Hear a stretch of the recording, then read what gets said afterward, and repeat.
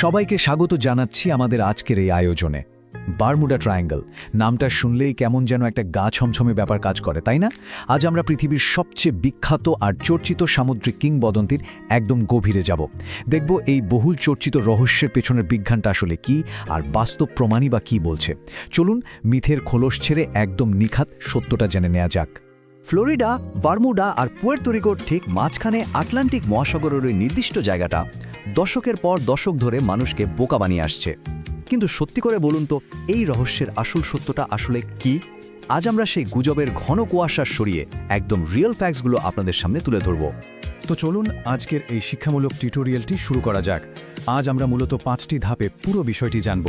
প্রথমে দেখব বারমুডা ট্রায়াঙ্গেলের রহস্যময় কল্পকথাগুলো, এরপর যাব বিজ্ঞান এবং বাস্তব প্রমাণে, তারপর আলোচনা করব আবহাওয়ার ভয়ঙ্কর প্রভাব এবং মানবিক ভুল ও নেভিগেশনের দিকগুলো নিয়ে, আর সবশেষে দেখব এখান থেকে আমাদের আসল শিক্ষণীয় বিষয় কী। শুরু করছি আমাদের প্রথম পর্ব, বারমুডা ট্রায়াঙ্গেলের রহস্যময় কল্পকথা। এই জায়গাটাকে অনেকেই ডেভিলস ট্রায়াঙ্গেল বা শয়তানের ত্রিভুজ বলে ডাকেন, কিন্তু সত্যি বলতে কি, এটা কোনো প্রাচীন অভিশাপ কিচ্ছু না। এটা পুরোপুরি আধুনিক যুগের কিছু মানুষের মস্তিষ্কপ্রসূত দারুণ একটা প্লট।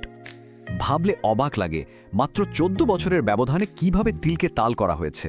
খেয়াল করুন, 1950 সালে অ্যাসোসিয়েটেড প্রেসের একটা সাধারণ আর্টিকেলে প্রথম কিছু রহস্যময় অন্তর্ধানের কথা বলা হলো। এরপর 1952 সালে ফেট ম্যাগাজিন একটা কাল্পনিক ত্রিভুজাকার এলাকার বর্ডার এঁকে ফেলল। আর 16 কলা পূর্ণ হলো 1964 সালে, যখন আর্গসি ম্যাগাজিন বিশাল করে ছাপালো দ্য ডেডলি বারমুডা ট্রায়াঙ্গল। ব্যাস, এভাবেই ধাপে ধাপে একটা সাধারণ সামুদ্রিক অঞ্চলকে রহস্যের চাদরে মুড়িয়ে ফেলা হলো। আর এই রহস্যের আগুনের রীতিমতো ঘি ঢেলেছেন কিছু লেখক। চার্লস বার্লিজের মতো লেখকরা নিজেদের বইয়ের কাটতি বাড়ানোর জন্য নিয়ে এলেন আটলান্টিসের হারিয়ে যাওয়া প্রযুক্তি, সমান্তরাল মহাবিশ্ব, এমনকি ইউএফওর মতো আজগুবি সব তত্ত্ব। এর মূল উদ্দেশ্য ছিল একটাই, ব্যবসায়িক মুনাফা। বাস্তব তথ্যের চেয়ে মানুষের আবেগ আর কৌতূহলকে পুঁজি করতেই তারা বেশি ভালোবাসতেন। এবার চলুন যাই দ্বিতীয় পর্বে, বিজ্ঞান এবং বাস্তব প্রমাণ। মজার ব্যাপার হলো, যখন স্বনামধন্য প্রতিষ্ঠানগুলো এটা নিয়ে সিরিয়াসলি তদন্ত শুরু করল, তখন পুরো গল্পের প্লটটাই একেবারে ঘুরে গেল। এই পার্থক্যগুলো দেখলে আপনি রীতিমতো চমকে যাবেন।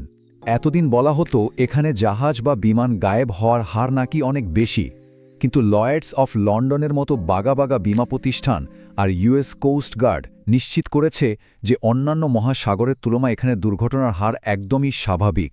আর গবেষক ল্যারি কুশে তো প্রমাণ করেই ছেড়েছেন যে তথাকথিত ওই ব্যাখ্যাতীত ঘটনাগুলোর পেছনে আসলে ছিল মারাত্মক লেভেলের দুর্বল গবেষণা আর খারাপ আবহাওয়ার রিপোর্টগুলোকে স্রেফ এড়িয়ে যাওয়ার একটা উদ্দেশ্যপ্রণোদিত চালাক। প্রখ্যাত অস্ট্রেলিয়ান বিজ্ঞানী কার্ল ক্রুজ জেলনিকি একটা চমৎকার কথা বলেছেন। তার মতে, শতাংশের হিসেবে এই অঞ্চলে দুর্ঘটনার হার পৃথিবীর অন্যান্য যে কোনো জায়গার মতোই। সোজা কথায়, বিজ্ঞানের আসলে এই অবাস্তব বা অতি প্রাকৃত প্রশ্নগুলোর উত্তর দেওয়ার কোনো প্রয়োজনই নেই, কারণ এই প্রশ্নগুলোর ভিত্তিটাই তো সম্পূর্ণ অমূলক। আমরা চলে এলাম তৃতীয় পর্বে, আবহাওয়ার ভয়ঙ্কর প্রভাব। এই মহাসাগরীয় অঞ্চলে জাহাজ বা বিমানগুলোর বিপদে পড়ার পেছনে কিন্তু কোনো ভূত বা এলিয়েন নেই, বরং আছে ভয়ঙ্কর কিছু প্রাকৃতিক কারণ। এর মধ্যে সবচেয়ে বড় কালপ্রিট হচ্ছে